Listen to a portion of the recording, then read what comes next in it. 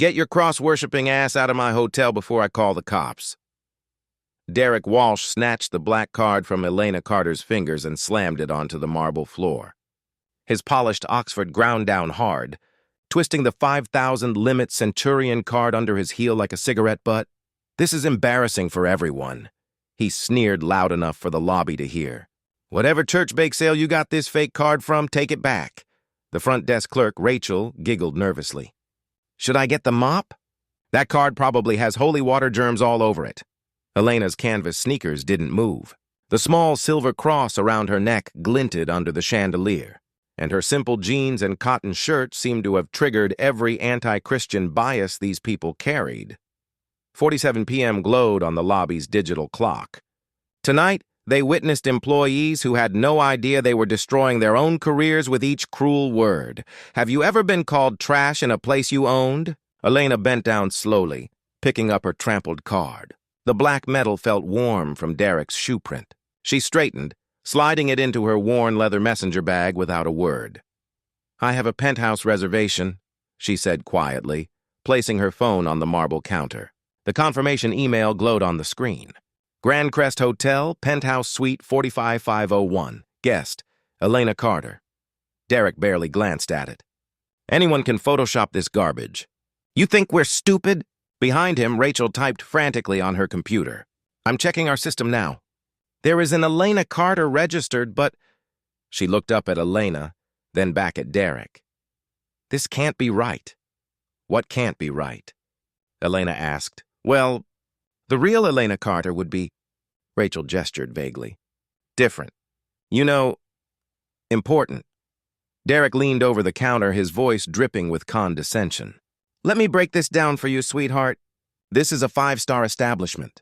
We host Fortune 500 CEOs, A-list celebrities, foreign diplomats. Look around. He gestured at the crystal chandeliers, the imported Italian marble, the hand-carved mahogany reception desk.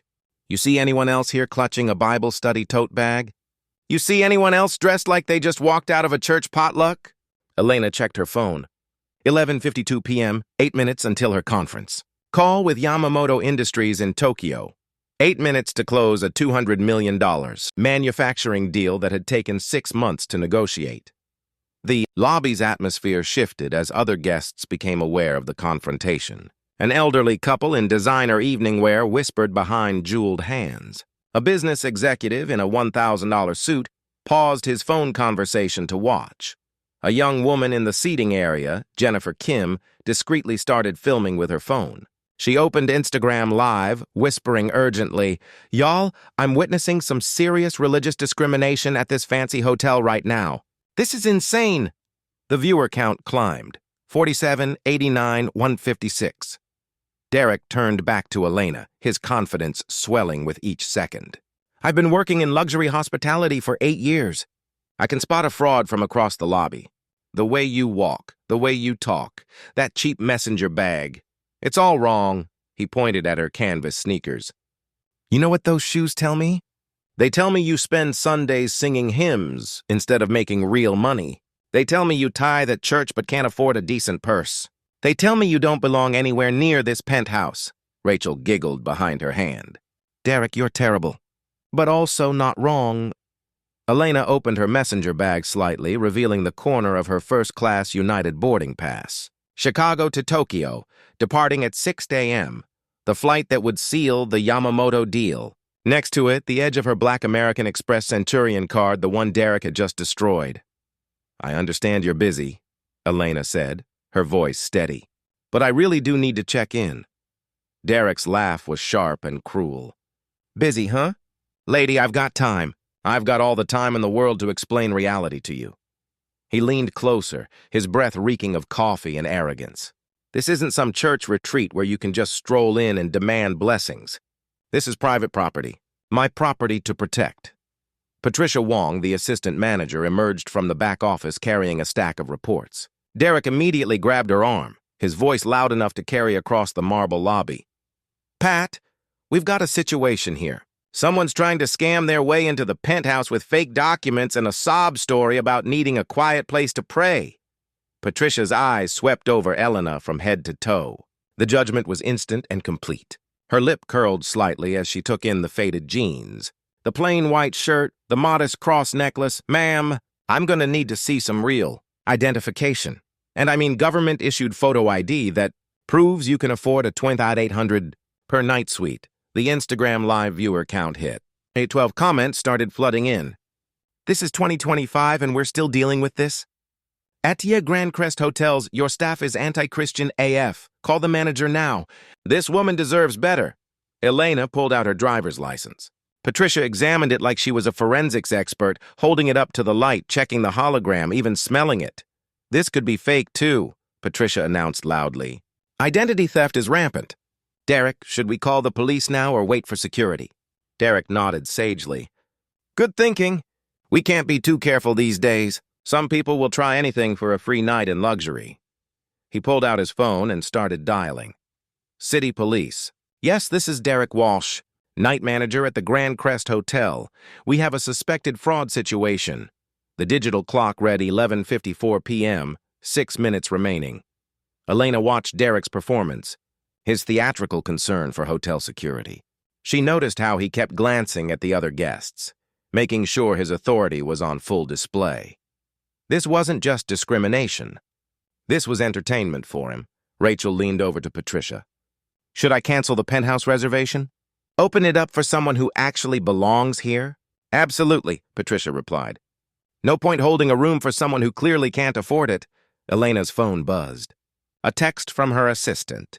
Yamamoto Industries calling in 6 minutes. Conference room reserved. Are you ready? She looked up at Derek and Patricia, both standing with their arms crossed like sentries guarding a castle. Behind them, Rachel was already typing, presumably canceling her reservation. In the seating area, Jennifer's live stream had exploded to over 800 viewers. The comments were a mix of outrage and support, but the damage was spreading beyond this lobby. I'm ready, Elena whispered to herself, checking the time once more. 11:55 p.m., Derek snapped his fingers toward the lobby's corner. Marcus, we need you up here. Marcus Thompson, the security chief, emerged from behind a marble pillar, his 6-foot frame cutting an imposing figure in the Navy uniform. At 35, Marcus had seen enough hotel drama to fill a book. But something about this situation felt different. Wrong. What's the problem, Derek? Marcus asked, his eyes scanning Elena's face. There was something familiar about her, but he couldn't place it. We've got someone trying to scam their way into the penthouse, Derek explained, his voice carrying across the lobby like a town crier. Fake documents, fake cards, the whole 9 yards. She's been here 20 minutes, refusing to leave. Derek gestured dramatically at Elena. Look at her, Marcus. Does she look like penthouse material to you? I mean, seriously, look. Marcus looked down at Elena. Ma'am, I'm going to need you to come with me. Officer Thompson, Elena said quietly, reading his name tag. Before you do anything, I strongly suggest you check your employee handbook, section 14.3 specifically. Marcus paused, confused. What are you talking about? Just check it, please. Derek rolled his eyes.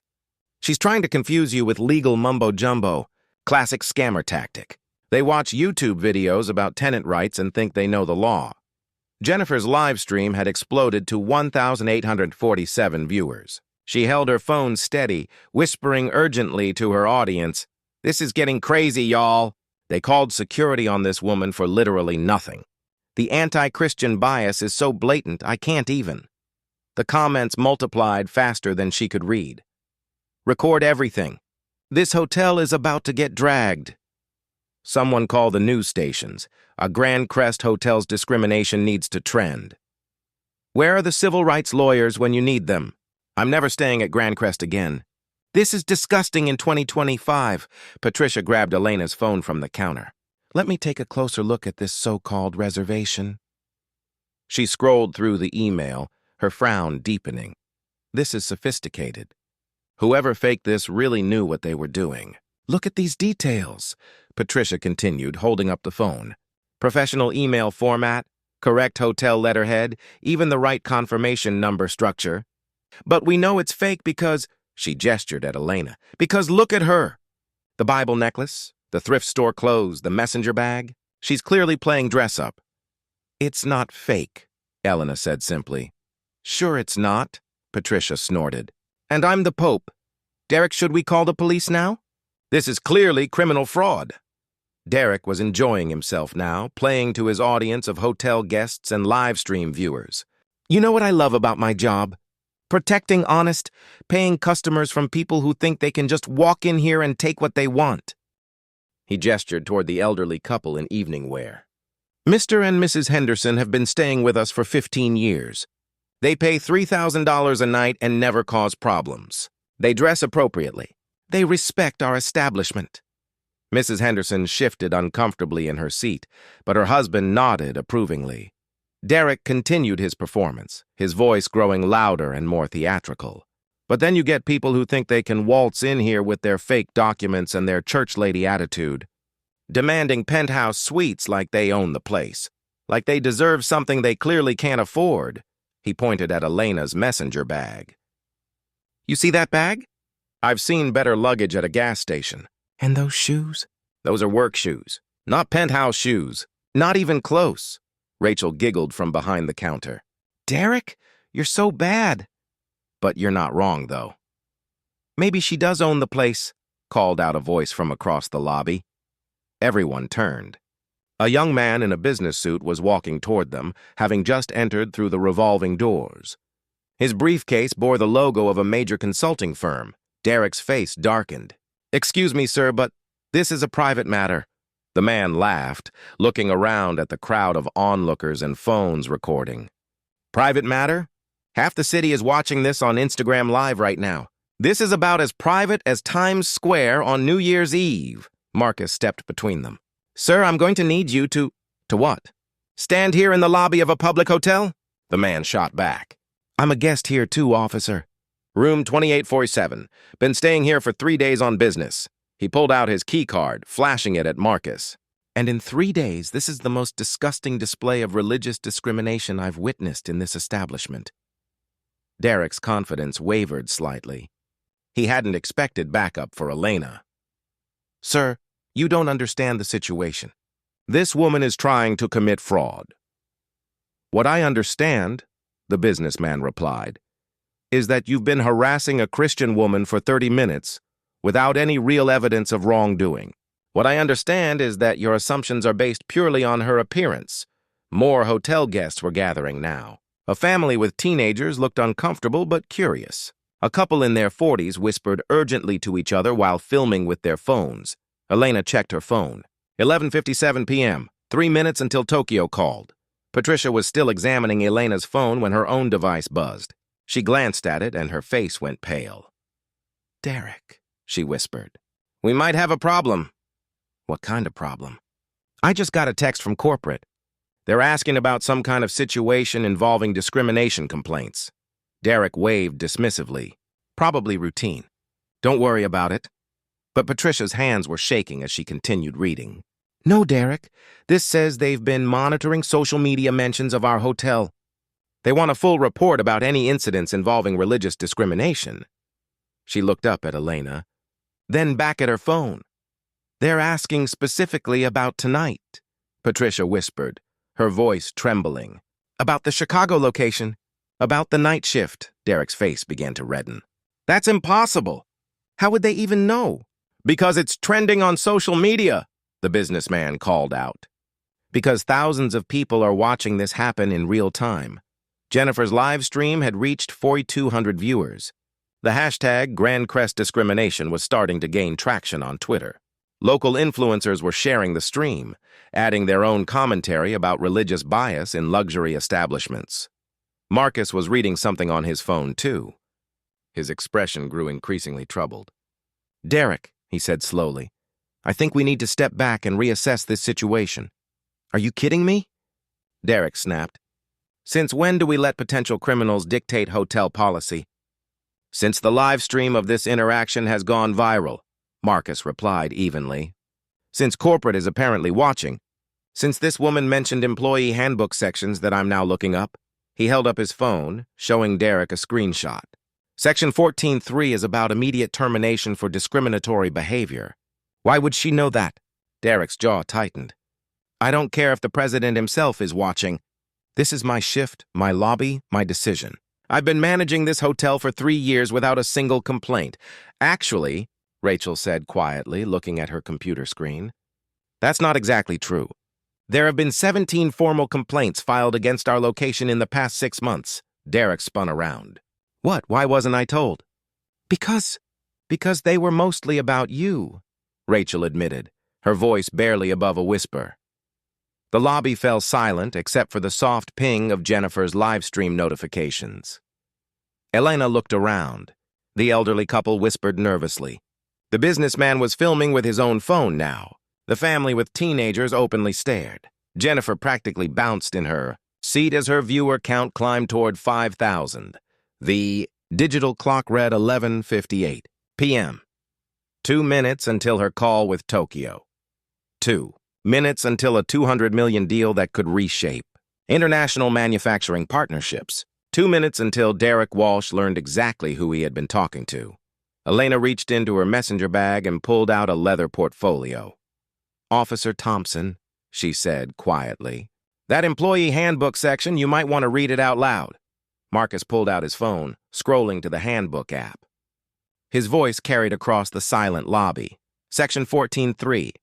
Any employee engaging in discriminatory behavior based on race, gender, religion, or perceived economic status faces immediate termination without severance pay, plus personal legal liability for damages to company reputation. Derek's face went ashen. Why are you reading that? Elena opened her leather portfolio slowly, like a magician preparing her final trick. She placed a single sheet of paper on the marble counter. The Grand Crest Hotel Group letterhead gleamed under the crystal chandeliers. Derek squinted at the document. What? What is this? Your quarterly performance report, Elena said softly. Revenue fell 23% this quarter. Guest satisfaction rating 2.3 out of 5 stars. Staff turnover rate 89% annually. She pointed to a specific line on the report. Average nightly occupancy 67%. Industry standard for luxury hotels 85%. Your department is failing every measurable metric. Patricia leaned over Derek's shoulder, her face draining of color as she read. How do you have this? These are confidential corporate documents. Elena reached into her portfolio again, retrieving her business card. She placed it next to the report. The black lettering was simple, elegant. Elena Carter, Chief Executive Officer, Carter Ventures. Derek stared at the card like it was written in hieroglyphics. I don't understand. Let me help you understand, Elena said, pulling out her iPad. She swiped to a specific screen and turned it around so everyone could see the Grand Crest Hotel Group corporate website leadership page. Her professional headshot smiled back at them from the screen. Same face, same woman, but wearing a tailored business suit instead of jeans and canvas sneakers. Elena Carter, majority shareholder. Carter Ventures acquired Grand Crest Hotel Group for $847 million. March 15, 2025. Ms. Carter now controls 67% ownership stake in the luxury hotel chain. The silence in the lobby was deafening. You could hear the soft hum of the air conditioning, the distant tick of the antique grandfather clock, the barely audible pings from Jennifer's live stream. Then the lobby erupted. Jennifer's chat exploded. Yo! She owns the hotel! No way, no way, no way. Derek is so fired. I am screaming. Plot twist of the century. This is better than Netflix. Somebody call an ambulance for Derek. Derek's legs buckled. He grabbed the marble counter to steady himself, his knuckles white against the dark stone. That's impossible. I can't be what, Derek? Elena asked, her voice calm as glass. I can't be successful. I can't own a billion-dollar company. I can't afford a penthouse suite in my own hotel. She gestured at her simple outfit and silver cross necklace. Or do you mean I can't look like this, faithful, ordinary Christian, and still be your boss's boss's boss? Marcus stepped back, his hand moving instinctively to his security radio, not to call for backup, but because his training was screaming at him that he had just witnessed a career-ending disaster. Patricia's mouth opened and closed like a fish gasping for air. Ma'am, if we had known... There was no way to identify I wasn't wearing what. Elena interrupted gently. A sign that said CEO? A golden halo? What exactly should successful Christian women wear to be treated with basic human dignity in their own establishments? The businessman from room 2847 started slow clapping. Best hotel drama I've ever witnessed, and I travel 200 days a year for consulting work. Other guests began pulling out their phones, realizing they were witnessing something extraordinary. The elderly couple looked mortified. The family with teenagers was recording everything. Rachel was frantically typing on her computer, pulling up Elena's actual reservation. Oh God, oh God, oh God, it's real. The penthouse reservation is real, and it's been paid for 6 months in advance. She looked up at Elena with tears in her eyes. The payment came from Carter Ventures' corporate account. $69,800 for 6 nights. I should have checked more carefully. Derek's voice cracked like a teenager. Ma'am, if you had just told us who you were, I did tell you who I was, Elena replied, her tone never rising above conversational level. I told you I was Elena Carter with a confirmed reservation. You decided that wasn't enough, based on my appearance and my faith. She pulled out another document from her portfolio. This is the acquisition agreement. March 15, 2025. Carter Ventures purchased Grand Crest Hotel Group for $847 million cash. We now own 847 properties in 23 countries, she pointed to Derek's name tag. Derek Walsh, employee ID 4471, you work for me. She turned to Patricia. Patricia Wong, employee ID 4203, you work for me. She looked at Rachel. Rachel Mitchell, employee ID 4892, you work for me. Derek tried to straighten up, attempting to salvage some dignity. Ma'am, there's been a terrible misunderstanding. If you could just... Elena held up her hand. The only misunderstanding, Derek, was yours. You assumed a Christian woman in casual clothes couldn't possibly belong in your hotel.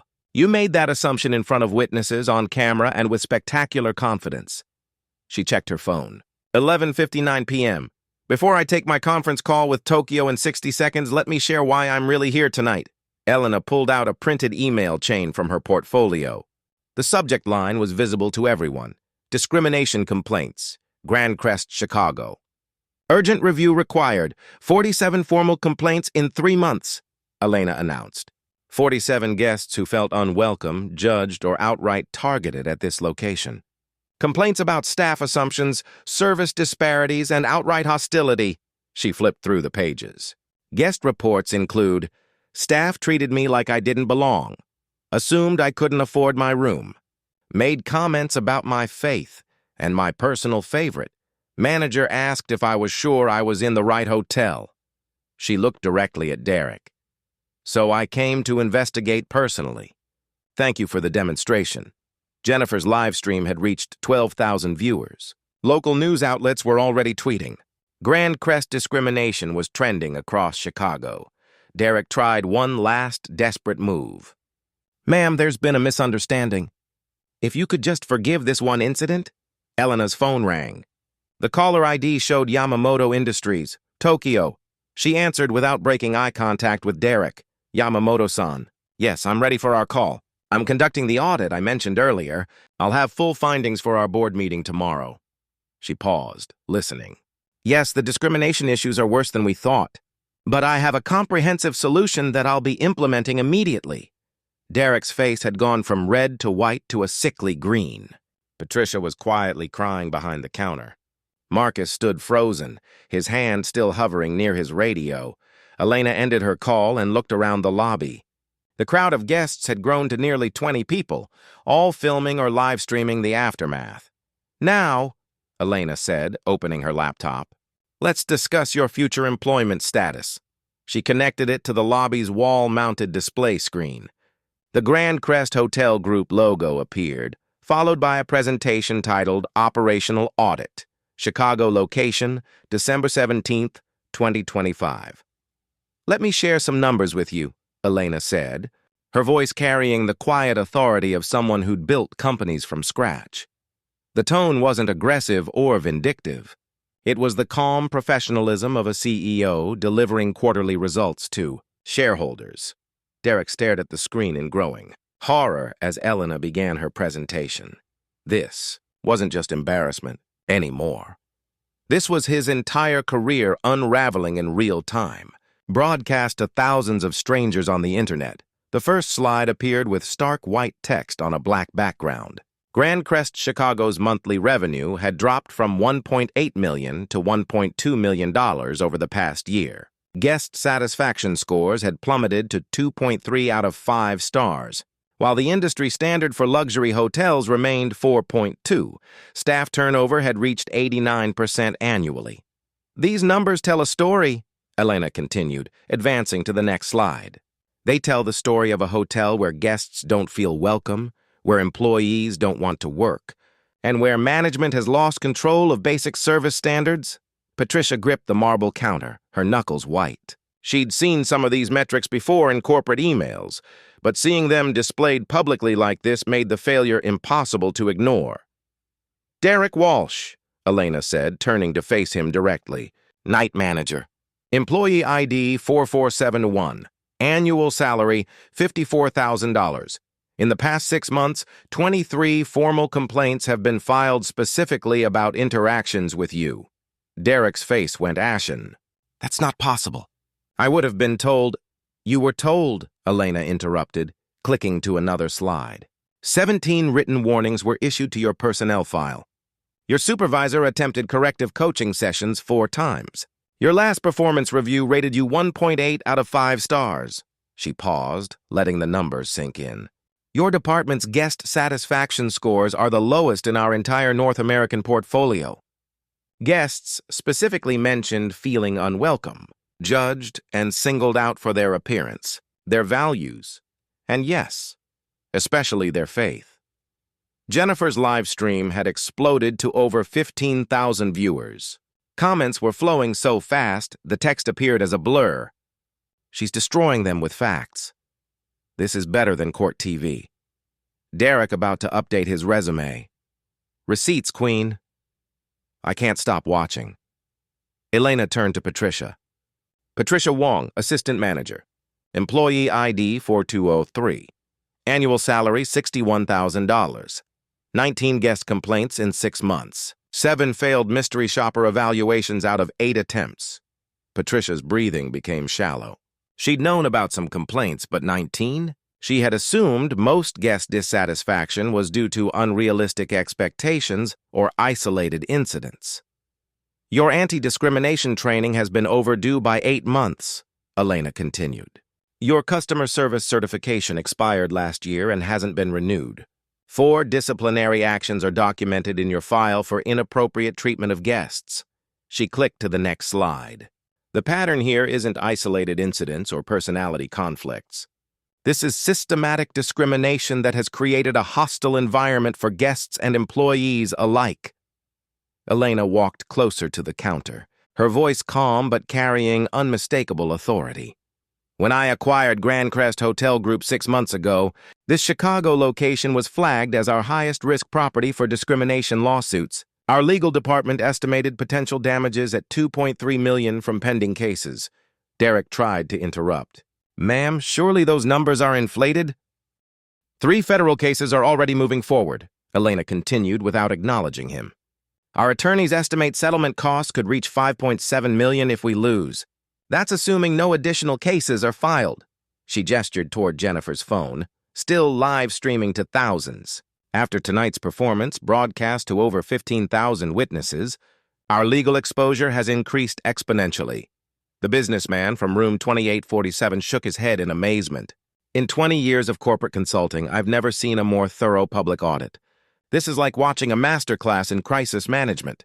Elena advanced to another slide showing the corporate hierarchy.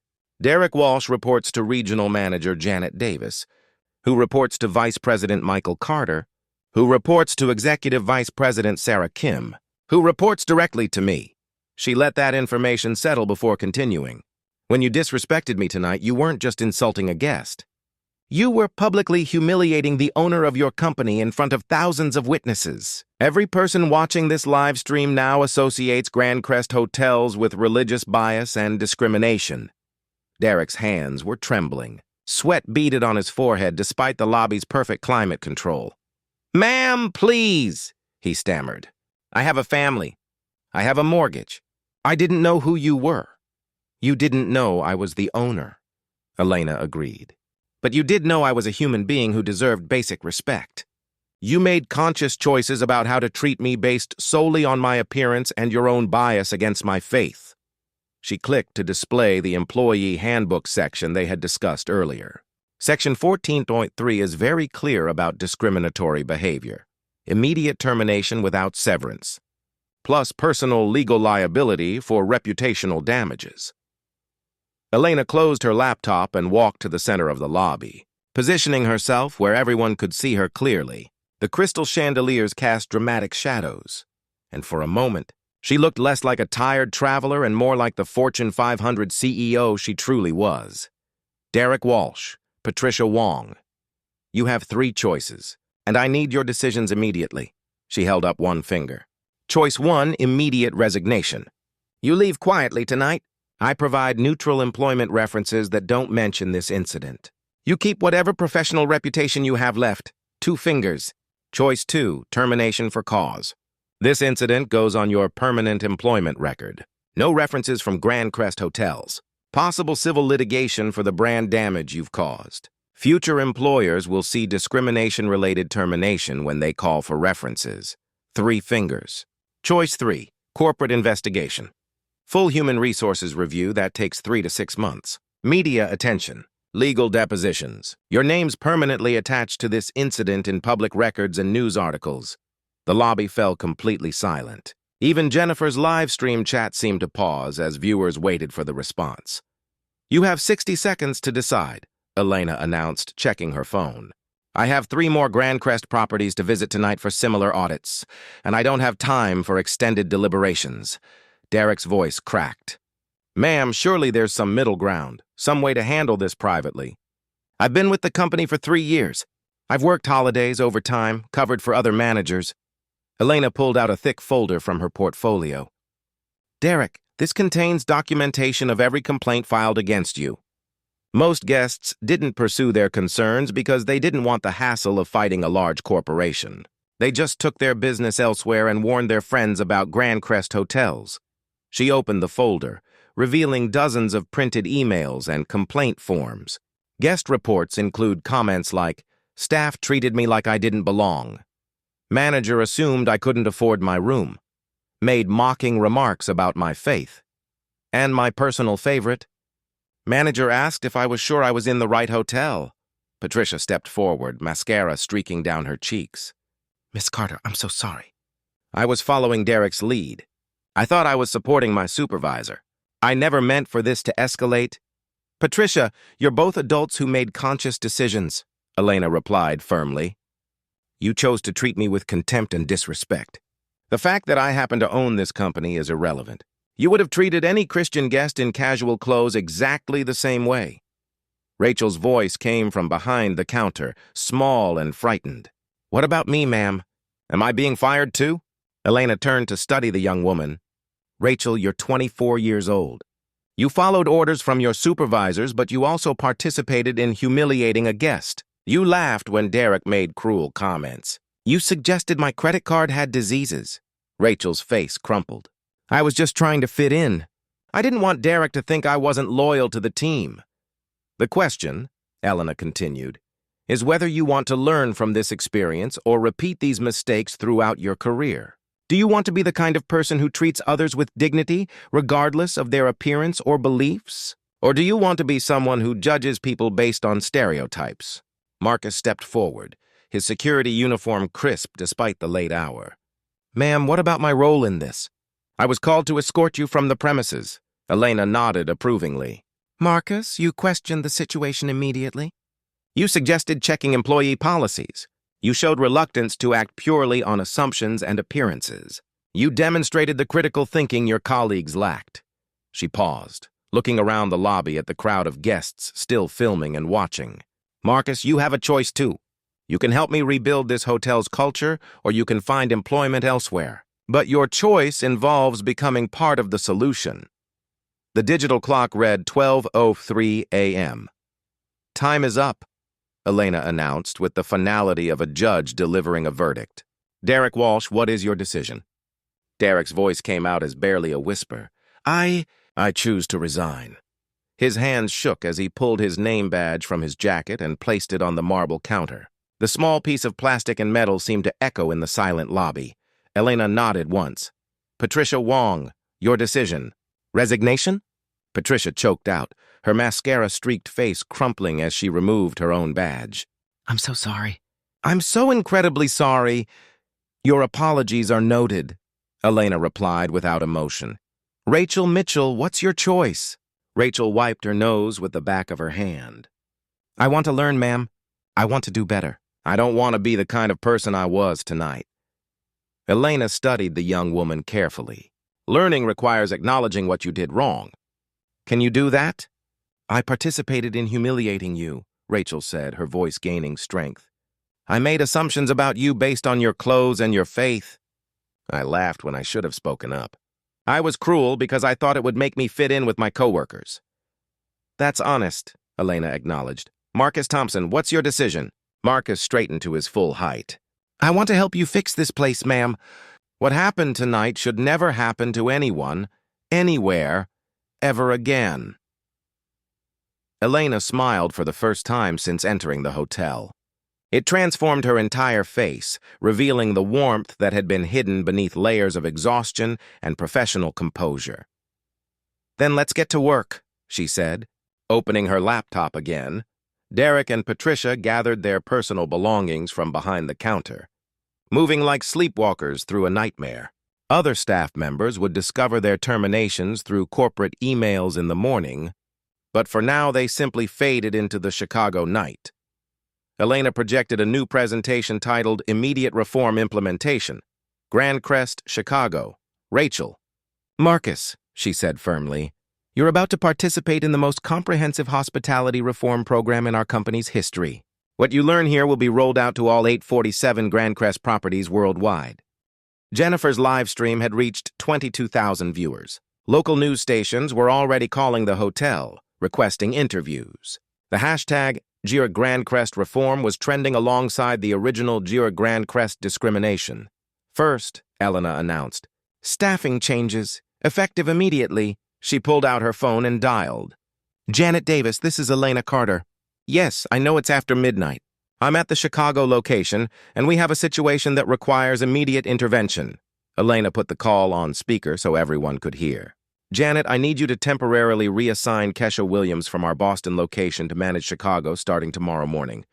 Full authority to implement new protocols." "Kesha Williams?" the voice on the phone responded.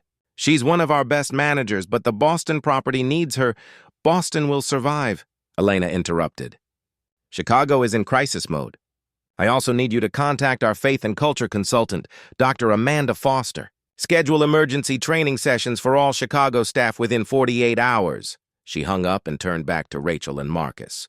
"Kesha Williams is a 15-year hospitality veteran who specializes in turning around underperforming properties through cultural transformation." Rachel raised her hand tentatively. "Ma'am, will I be working under her?" "If you prove yourself worthy of staying," Elena replied. "Your employment is probationary for the next 90 days. You'll undergo intensive retraining in cultural sensitivity, unconscious bias recognition, and luxury hospitality standards." Elena advanced to the next slide. "Technology solutions. We're implementing what I'm calling the Guest Dignity Initiative," she explained. "Every guest interaction will be monitored through a new mobile application that tracks satisfaction in real time." She showed them a prototype on her phone. Guests can report discrimination instantly through QR codes posted throughout the hotel. Reports go directly to corporate leadership, bypassing local management entirely. Marcus leaned forward with interest. "That's brilliant. No way for local staff to hide problems or retaliate against complainants." "Exactly," Elena confirmed. "We're also installing new security cameras with audio recording in all public spaces, not to spy on employees, but to protect both guests and staff from false accusations." She clicked another slide. "Staff accountability measures. Every employee will complete monthly unconscious bias training. Guest satisfaction scores will be tied directly to performance reviews and salary increases. Discrimination complaints will trigger immediate investigation by external consultants." Elena paused her presentation and looked directly at the guests who were still watching. "From the lobby seating area, to everyone who witnessed, Tonight's events, Elena said, her voice carrying through the lobby. I want you to know this is not representative of Grand Crest Hotel Group's values or standards. The businessman from room 2847 stood up. Ma'am, I've stayed at Grand Crest Properties for years. This is the first time I've seen anything like this, but I'm impressed by your immediate response. An elderly woman in a silk evening dress spoke softly. I feel terrible that we just sat here and watched. We should have said something. Elena nodded thoughtfully. Part of our new Guest Dignity initiative includes bystander intervention training, not just for staff, but for guests. We'll provide resources so that anyone who witnesses discrimination understands how to safely intervene or report it. She returned to her presentation. Community accountability. Grand Crest Chicago will partner with local interfaith and civil rights organizations to establish an external oversight board. Community leaders will conduct quarterly reviews of our practices and policies. Elena pulled out a business card and handed it to Jennifer, who was still live streaming. This is Dr. Patricia Henderson, Director of the Chicago Interfaith Council. She'll be our community liaison, ensuring that our reforms have real accountability beyond corporate promises. Jennifer looked at the card and then back at Elena. Can I ask you something on camera? Of course. How do you not hate them? How do you stay so calm after being treated like that? Elena considered the question carefully. Hatred is exhausting. Revenge is temporary. But systematic change, that's permanent. I'd rather spend my energy ensuring no one else experiences what I experienced tonight. She gestured toward Rachel and Marcus. These two chose to learn and grow. Derek and Patricia chose to leave. Both responses prove our reforms are necessary and possible. Elena checked her phone. It's now 12:15 a.m., Rachel. Your shift officially ended 15 minutes ago, but I'd like you to stay for another hour to begin your retraining process. Yes. Ma'am, Rachel replied immediately. Marcus, I need you to escort Derek and Patricia from the premises and ensure they return their key cards and access badges. Then we'll discuss your new role in guest relations. Marcus nodded. Understood.